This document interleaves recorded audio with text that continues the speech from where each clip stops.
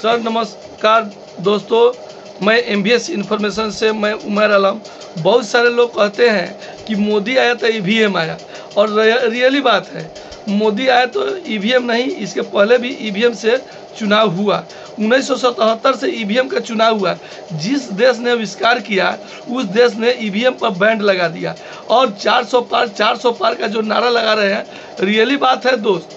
अगर EVM अगर हट जाता है तो 400 पार नहीं होगा, क्योंकि मैं आज ही बता दे रहा हूँ कि EVM बहुत जगह वीडियो वायरल हो रहा है कि EVM चेंज हो रहा है। और चेंज क्यों नहीं होगा?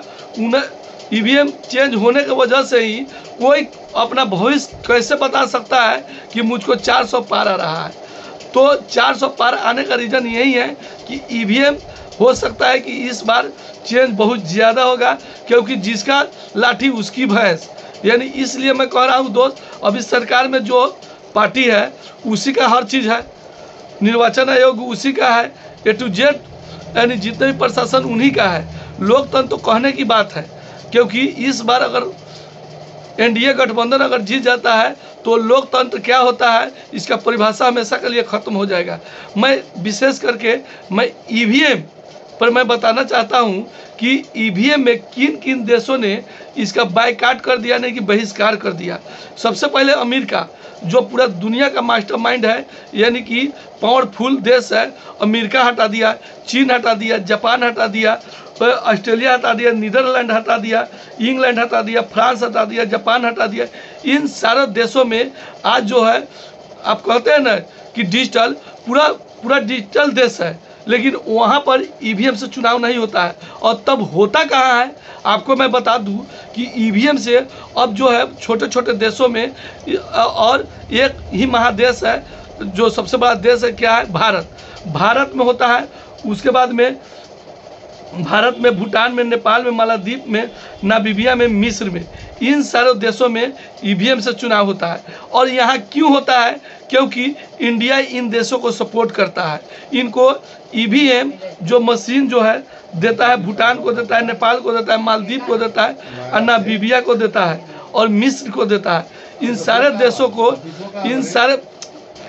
देशों को EVM मुहैया भारत सरकार कराती है। और जब तक EVM रहेगा तब तक मोदी रहेगा। मैं अभी बता देता हूँ, इसलिए मैं कह रहा हूँ कि EVM पर कोई भरोसा नहीं करता है।